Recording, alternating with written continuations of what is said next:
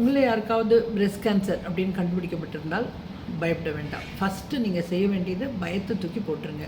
இது ஒரு செல் க்ரோத்தை கண்ட்ரோல் பண்ணக்கூடிய ஒரு ட்ரீட்மெண்ட், அவ்வளோதான்.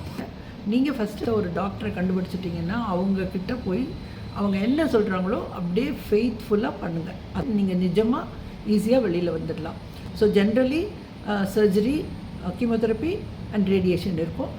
நிச்சயமாக ரொம்ப பெயின்ஃபுல் ப்ராசஸ் தான். நான் வந்து கீமோதெரப்பி எஸ்பெஷலி, ஸோ அந்த மருந்து நமக்கு உள்ளே செலுத்தும் பொழுது ரொம்ப ரொம்ப வலிக்கும். இந்த வலியை தாங்கிக்கிறதோடு இல்லாமல் அதுக்கு அடுத்ததாக நம்மளுடைய டேஸ்ட் எல்லாம் மாறும். ஒரே நாசியா, வாமிட்டிங் சென்சேஷன் இருக்க மாதிரி இருக்கும். இப்போ பிடிக்கிறது அடுத்த நிமிஷம் பிடிக்காது. ஸோ அந்த பிரச்சனைகள் இருக்கும். முடி விழ ஆரம்பிச்சதுன்னா தலைமுடி மட்டும் விழுதுன்னு சொல்ல முடியாது. இன்னும் கொஞ்சம் நாள் போனால் ப்ரோஸ், ஐலாஷஸ் கூட விழ ஆரம்பிக்கலாம். பட் தலைமுடி விழும்போதே நீங்கள் வந்து முடிவு பண்ணிக்கணும். ஒன்று நீங்கள் மொட்டை அடிச்சிடலாம், இல்லை இருக்கிற முடி அப்படியே இருக்கட்டும்னு ஸ்கார்ஃப் கட்டிக்கலாம், மொட்டை அடிச்சுட்டு ஸ்கார்ஃப் கட்டிக்கலாம், மொட்டை அடிச்சுட்டு விக் வச்சுக்கலாம். ஸோ இது எல்லாமே உங்களுடைய சாய்ஸ் தான். எனக்கு வந்து 14 வருஷத்துக்கு முன்னாடி கேன்சர்னு கண்டுபிடிக்கப்பட்டது. அப்போ நான் என்ன பண்ணேன் அப்படின்னா, நான் மொட்டை அடிச்சுட்டு நான் விக் வச்சுக்கிட்டேன். அதே மாதிரி என்னோடய ப்ரோஸ் எல்லாம் தின்னாயிட்டே வந்தது, ஐலாஷஸ் எல்லாமும் தின்னாயிட்டே வந்தது.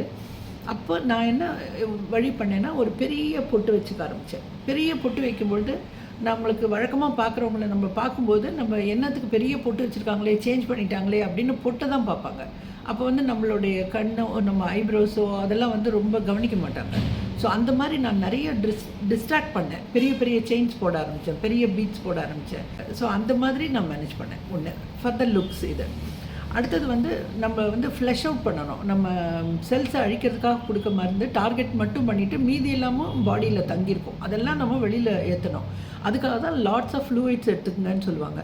ஸோ அதுக்கு வந்து நம்ம டேஸ்ட் போயிடும். தண்ணியே பிடிக்காது, தண்ணி டேஸ்ட்டே பிடிக்காது. ஆனால் நீங்கள் நிறைய குடிக்கணும், குடித்து அதை ஃப்ளஷ் அவுட் பண்ணியே ஆகணும்.